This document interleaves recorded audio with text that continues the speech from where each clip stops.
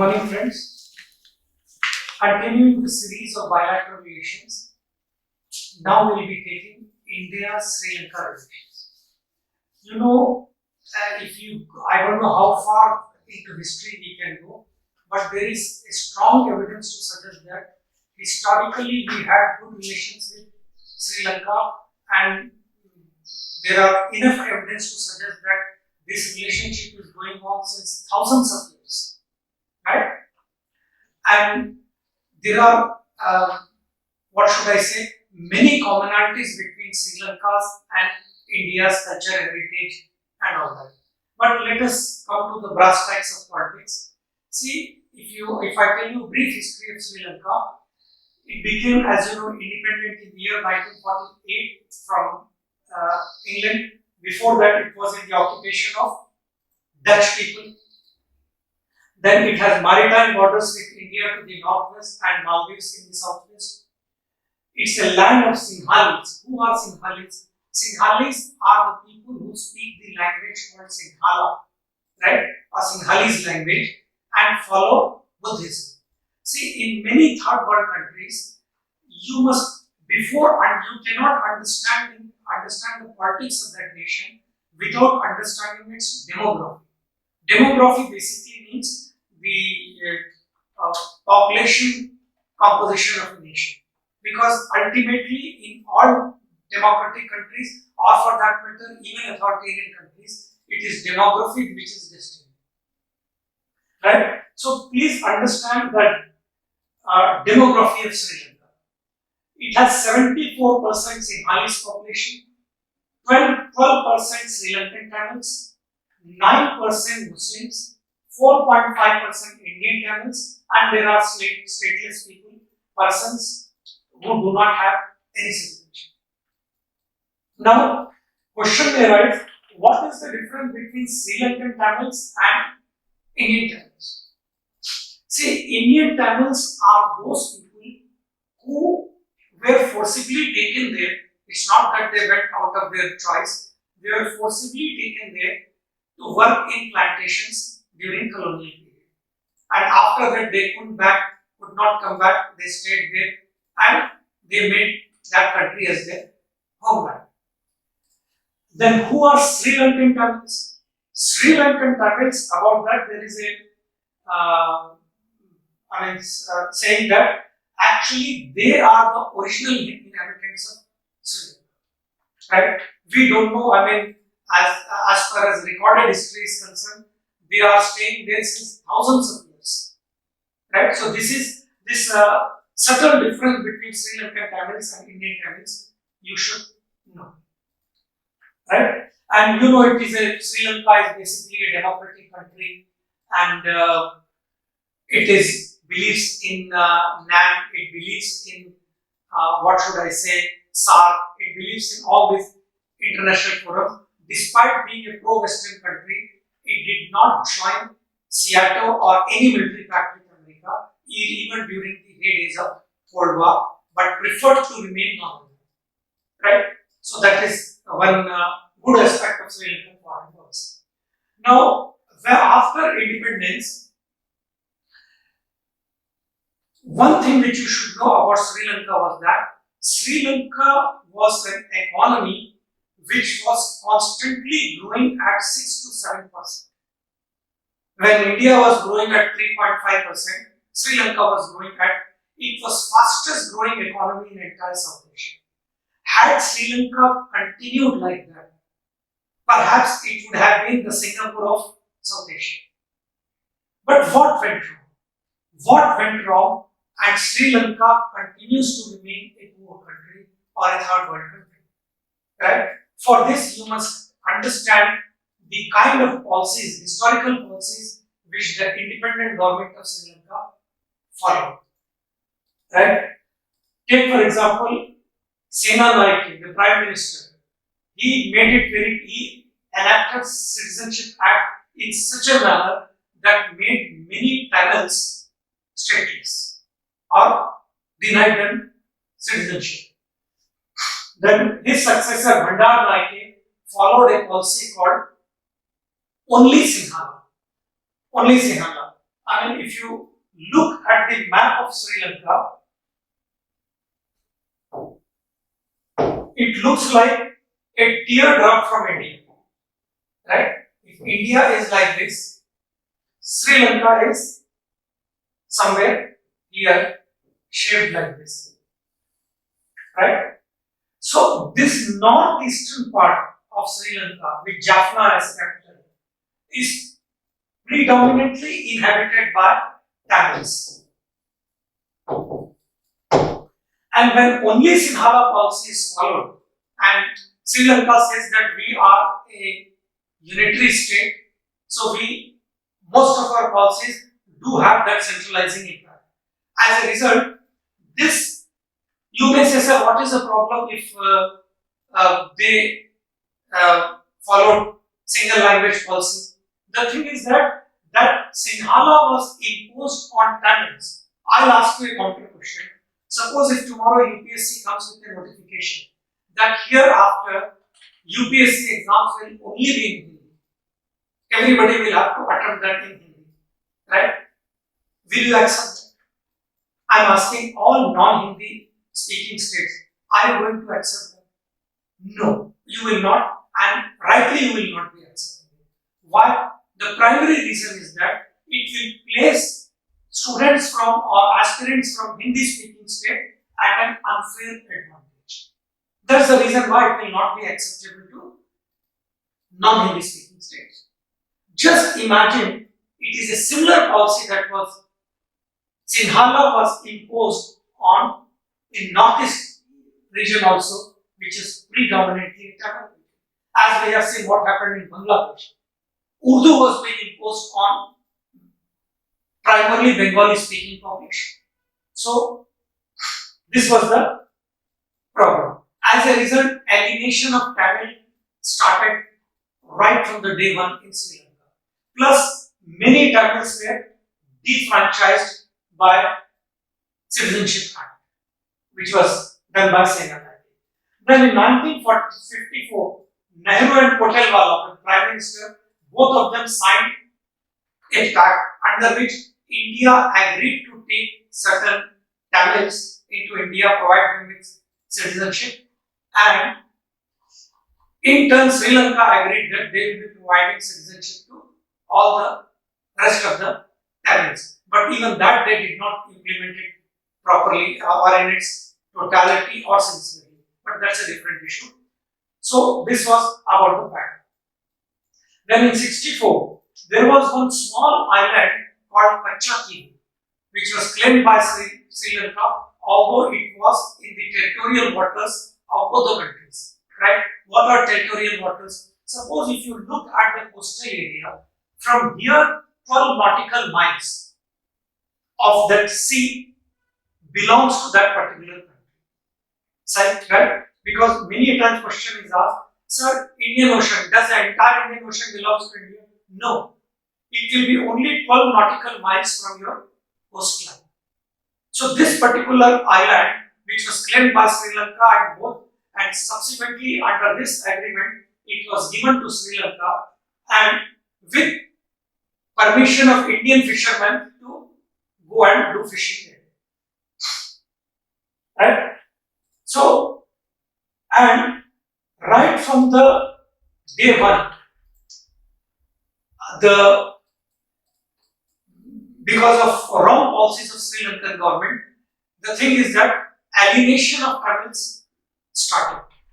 Now, what was the basis of this? See, initially there were many liberal Tamil parties, what we call as moderate Tamil parties called TULF, T-U-L-F, Tamil United Liberation Front, headed by people like Amrit Lingam and others. They were negotiating with Sri Lankan government for a very amicable solution to the problem. And what were their demands? Their demands were nothing but that this particular region of Sri Lanka, what we call as northeastern region, should get some kind of semblance of autonomy, at least autonomy like Indian states, and this region, Tamil should be the state language, and some minor demands here and there, right?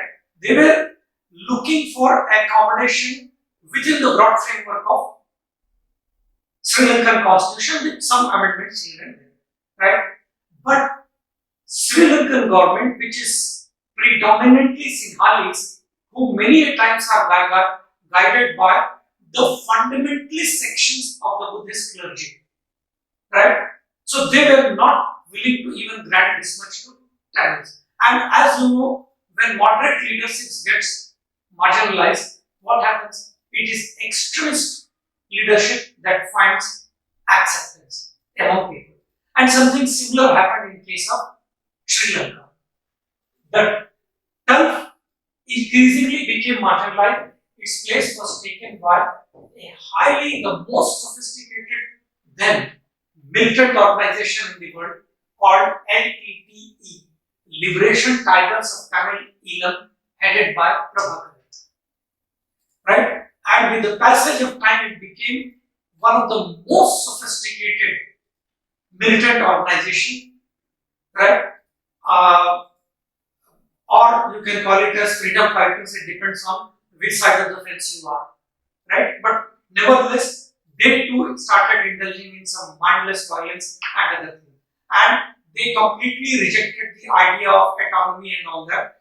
They said nothing short of a separate nation is going to satisfy them. That is, this entire region should be made into an independent republic called Eelam. Eelam is something like a separate state for Tamils, right? And what should I say? The militancy was on the rise in this particular region, and there were frequent clashes between Sri Lankan army and LTT cadre. And that was the time when any such militant organization used to get a lot of material and moral supports from different countries, including highly westernized liberal countries also. In fact, London used to be the some sort of a headquarters for many such separatist organizations. Right? So as a result, LTT emerged and Gulf started becoming marginalized. Right? And in the year 1983, some sort of a civil war started between LTT and Sri Lankan government. And plus, whatever was happening in Sri Lanka was having its own impact on India, especially in the state of Tamil Nadu. And all the parties in Tamil Nadu started supporting LTT and Prabhakaran. Prabhakaran literally became a state guest in Tamil Nadu. His cadres used to come whenever they wanted to India because there is not much distance. I mean, sea distance between India and Sri Lanka. I mean, if you go to a place called, say, Rameshwaram in Tamil Nadu, right? From there is a place called Dhanushkodi.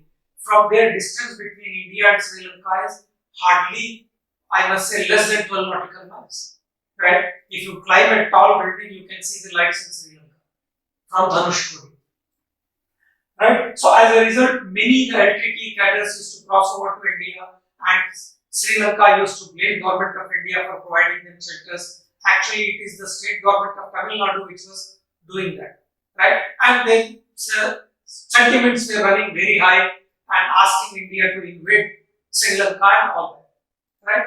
So finally, all these resentments, actions, counter reactions to that culminated in signing of the famous Indo-Sri Lankan Accord of 1987. Now, what was this accord? Because this accord was initiated by the then Prime Minister of India, Shri Rajiv Gandhi, who thought that this is the time, I mean, if the civil war is allowed to go out of hand, there will be problems in India and the state of Tamil Nadu, right? And in this situation, it will be very easy for any of the Dravidian party to foment anti-India or anti-Hindi sentiments, right? Plus, Sri Lanka may provide base to countries like America or China. At that time, please remember, America was an inimical country. Before Cold War, America was a very hostile country to India, right? That would have imposed a lot of security costs on India. As a result, Rajiv Gandhi, in all his, sincerity, wanted to go in for this kind of agreements with Sri Lanka to resolve the problem of Tamils in Sri Lanka. Now, what was this accord? This accord was signed by government of India and government of Sri Lanka, plus supported by various sections of shades of Tamil opinion there, including LTTE and TALF, Ambedkar. Right? Under this accord, Sri Lankan government brought out an amendment to the constitution called 13th, the famous 13th amendment of the constitution. Right? And what does 13th amendment say?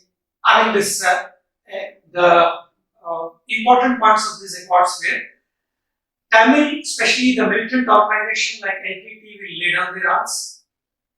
There will be complete ceasefire. Sri Lanka will withdraw their army camps from this Jaffna area, largely inhabited by Tamils.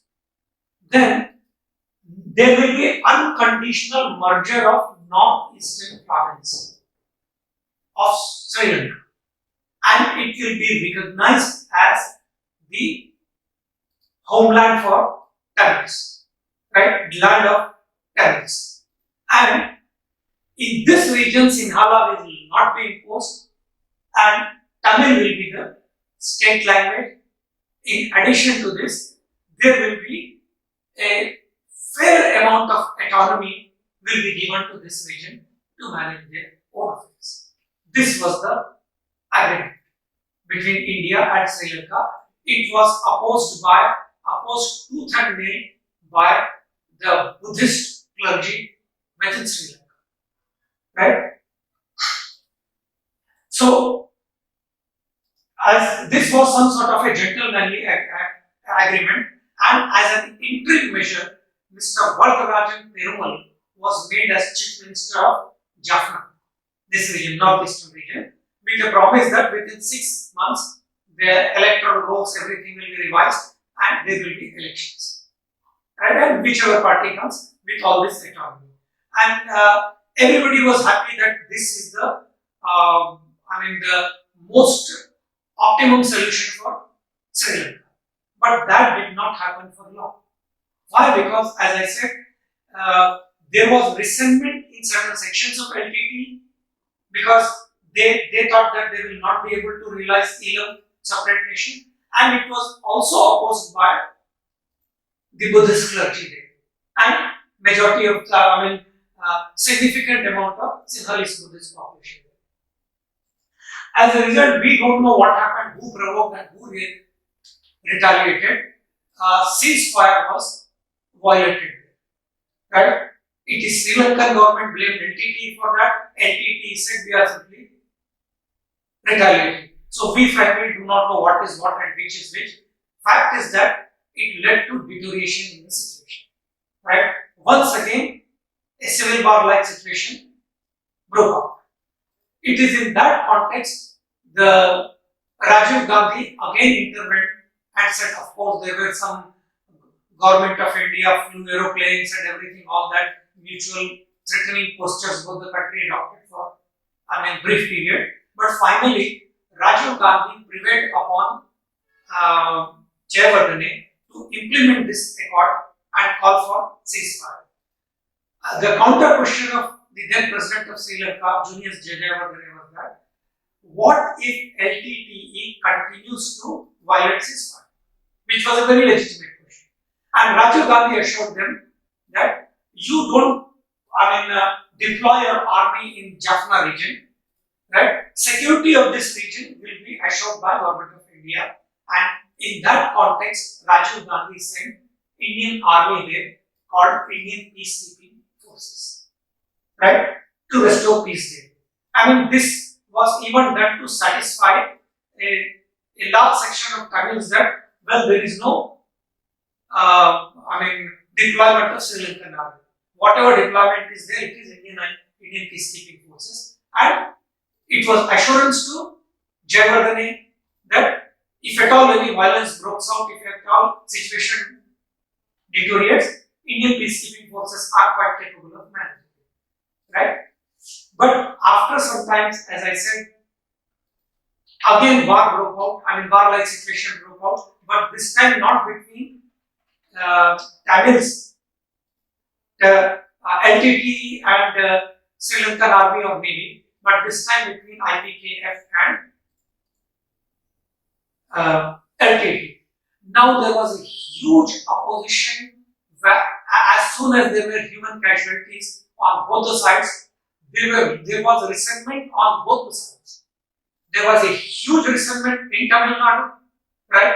And in the north, since many soldiers were getting killed, in north also there was a resentment. And it was felt that ultimately it is we are killing our own brothers, right?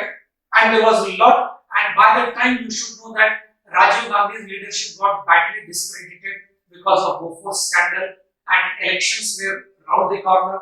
Tamil Nadu elections was round the corner.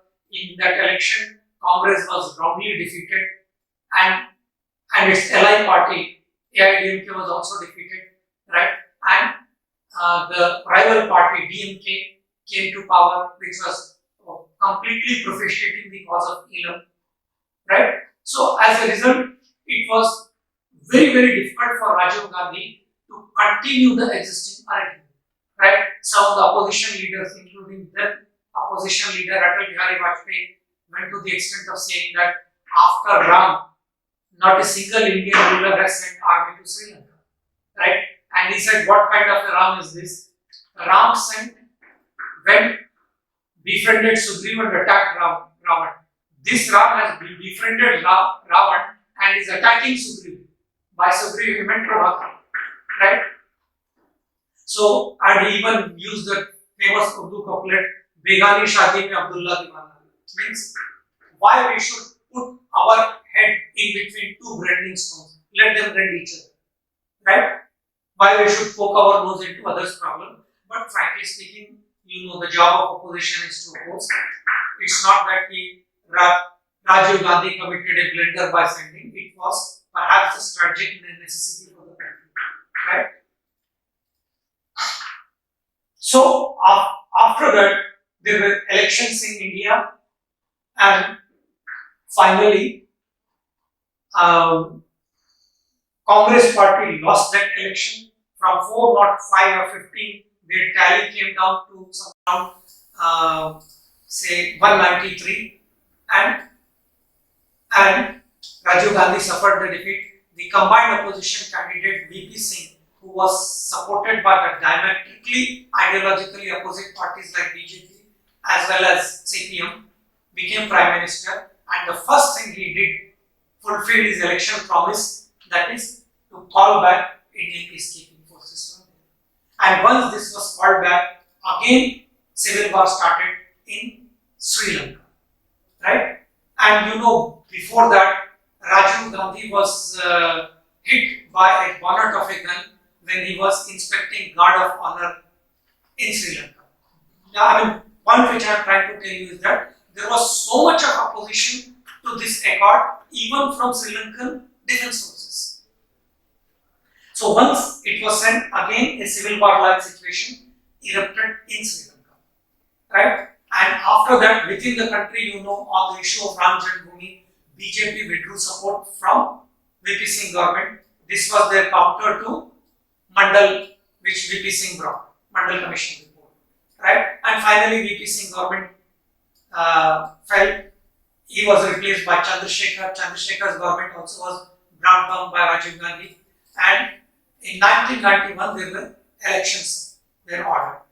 And while canvassing at a place called Sri Perambadur in Tamil Nadu near Chennai, right? At the time it was Madras. LTT, which was badly cut up with Rajiv Gandhi for sending peacekeeping forces in Sri Lanka, and obviously Indian army killed some of their cadres, so they wanted to take revenge, and with the help of a human bomb, right? Rajiv Gandhi was assassinated, right? And after that incident, a minority government of Congress government came to power of P.V. Narasimha Rao, and they did not take much time in declaring LTT as a terrorist organization. So whatever sympathy which LTT had in India, they lost it, except having some sympathy in state of Tamil Nadu, barring that. And after that, India decided not to provide any kind of base to LTT in India and avoid interfering in their domestic dispute. Correct? And please remember, this war continued almost for from 83, it continued up to 2010 and 11. See, just imagine almost for 3 decades. See, very powerful countries like India, China cannot afford a war beyond 20 days or beyond a month. Imagine civil war-like situation for almost 3 decades. This is one factor which brought down Sri Lanka economically. Otherwise, as I said, Sri Lanka was emerging as Singapore of South Asia. It should have been the richest country in this region, right? Because it got enmeshed into the civil war, as a result, Sri Lanka continues to remain a poor country, right? And the then leader of Sri Lanka, Rajapaksa, and by that time, 9/11 took place, and many such militant organizations or terrorist organizations lost whatever sympathy or support which they were having internationally, because United States started coming down heavily on all such organizations, right? So, and by that time, LTT lost its sympathy among many of the Tamils by their mindless violence, and there was huge violence, including prime ministers and presidents were assassinated in Sri Lanka, right? It's not a striking coincidence that every leader, every significant individual involved in this accord of 1987, none of them died their natural death. Everybody was assassinated.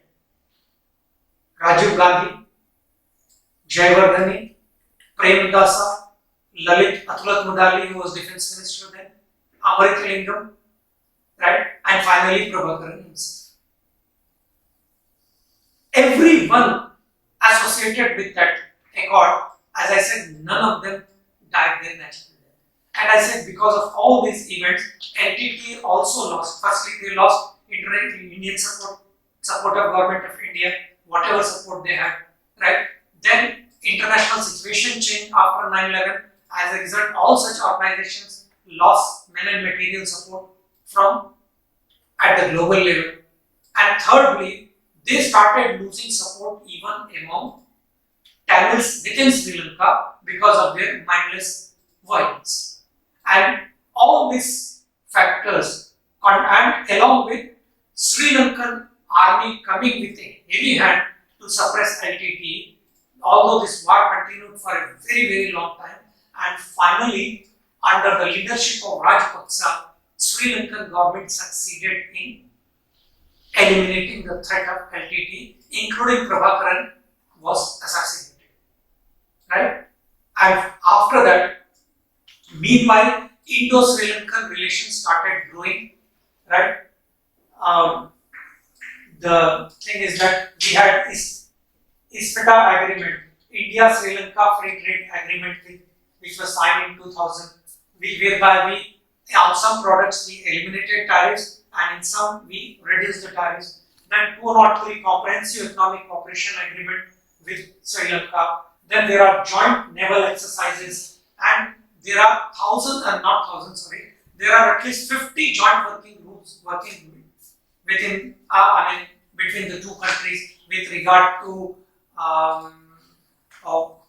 inland waterline security, with regard to resolving the disputes of fishermen, with regard to cultural promotions, with regard to film promotions, with regard to business, with regard to trade. There are 50 joint working groups, and more significantly, at least 60% of Sri Lankan defense personnel are trained in various Indian military schools, whether Dehradun, Khadagwasla, and different places. So many of their pilots are trained in India. Their paramilitary forces are trained in India, right?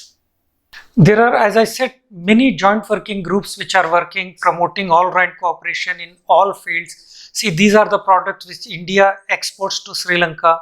These are the products which India imports from Sri Lanka. Then we have a very long historical, cultural, economic and all kinds of relations with Sri Lanka. And please remember, Sri Lanka is one of the few countries like Bangladesh which is supportive of India's claim for permanent membership of Security Council, right? And there are many Indian companies which are investing heavily in Sri Lanka. There are almost 150 flights from India to Sri Lanka, and connectivity is of all the high time connectivity. And there are cooperation in areas like, as I said, power generation, infrastructure project, resettlement, rehabilitation of internally displaced persons. And it is India after tsunami which has helped Sri Lanka in building their schools, hospitals, orphanages, right? And Modi during his visit, right, presented many of the newly built houses to displaced people in Sri Lanka, especially in the northeastern region.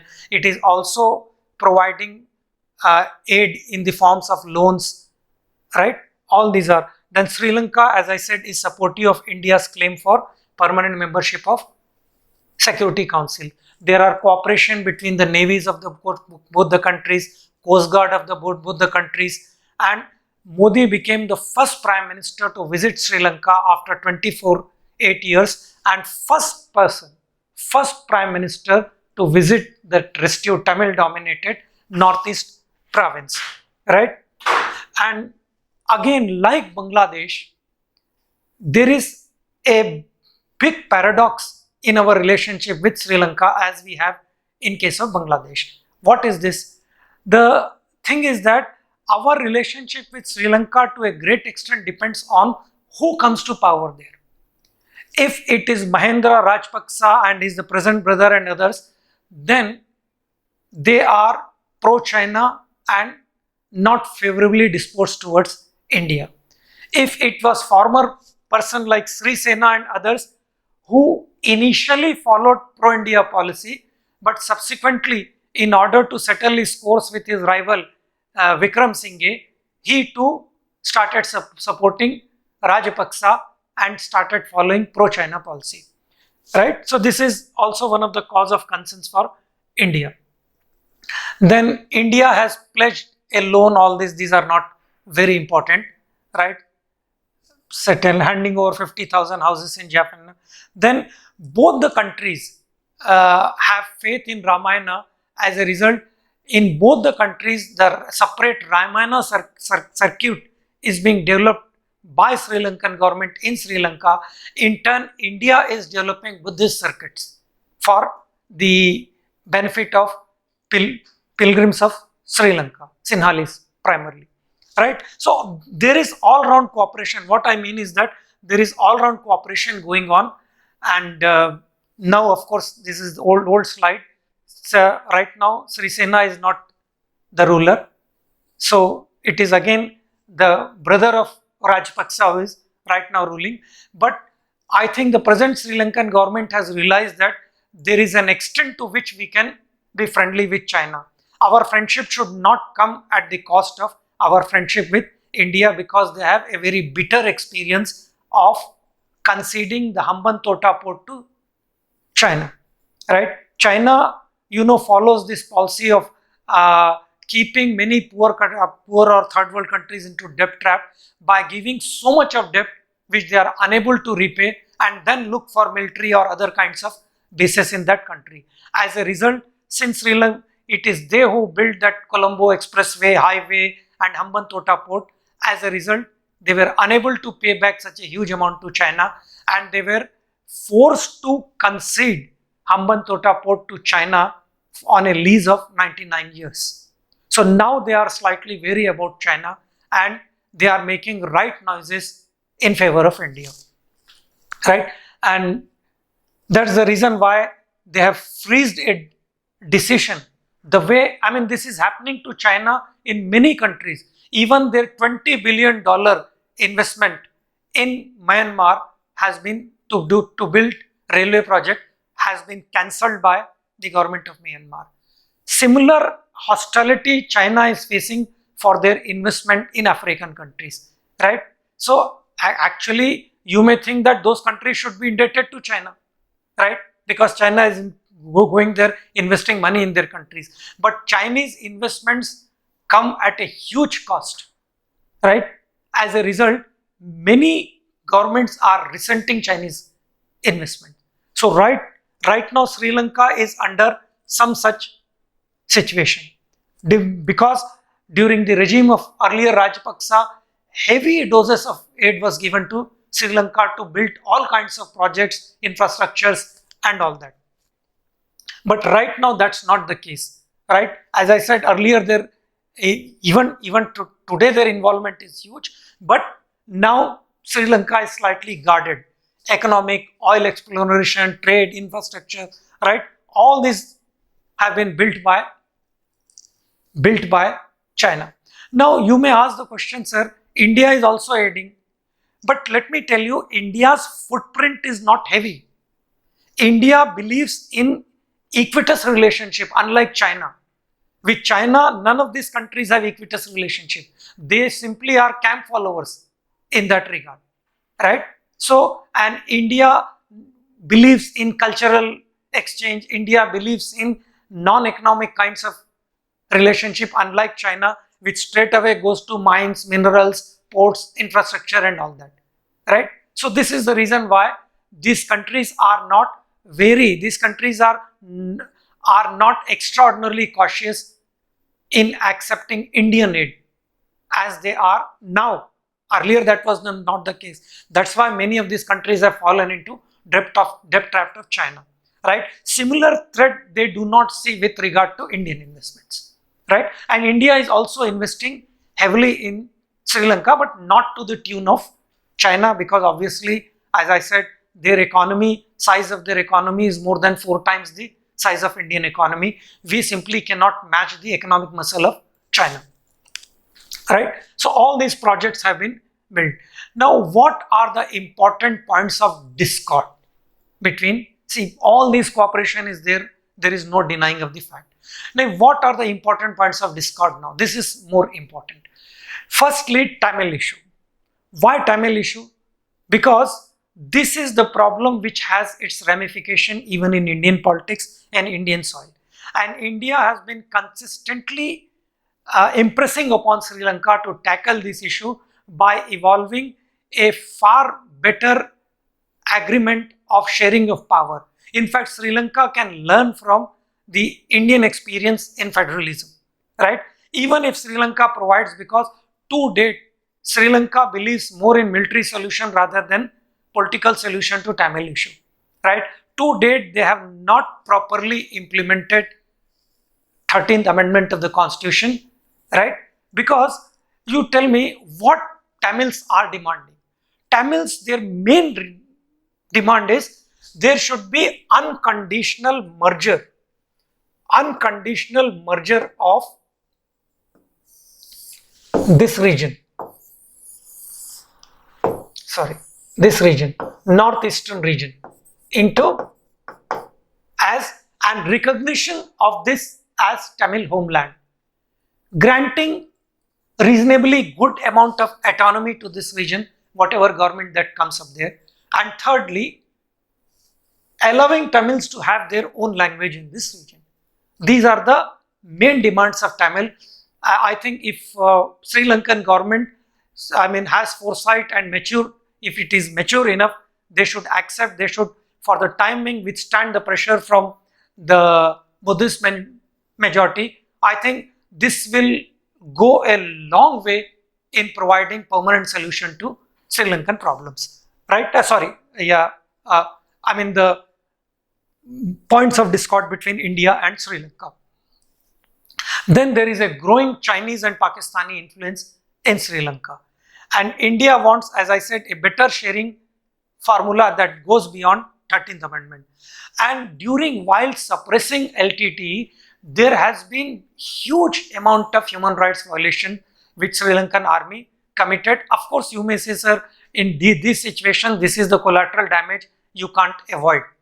But at least as a act of face saving, as an act semblance of fairness, they could appoint some commission to look into, and wherever there has been a very clear-cut violence against Tamils, certain officials can be punished for that.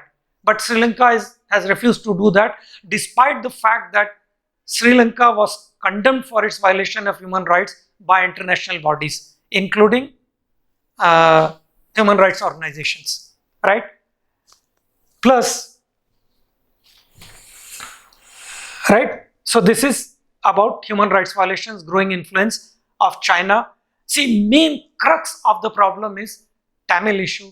If they can solve this particular problem, see, once the Accord has accepted this to be the traditional homeland of Tamil, what is the problem in accepting?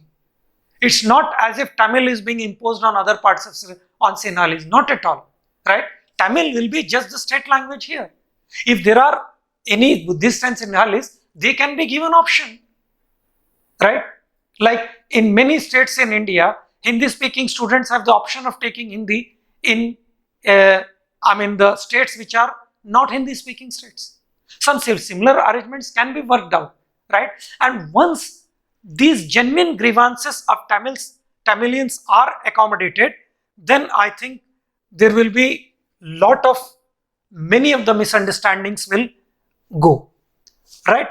And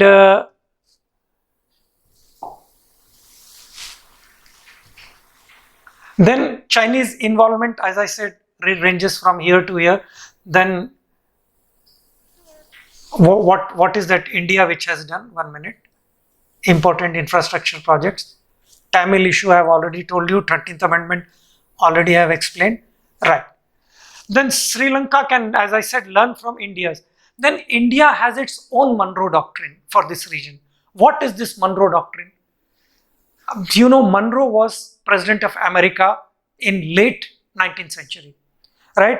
And many of the Latin American countries were colonized by erstwhile European powers like Spain, Portugal, England and France, right? So they, even after granting them independence, these colonial powers used to play a huge role in the domestic affairs there.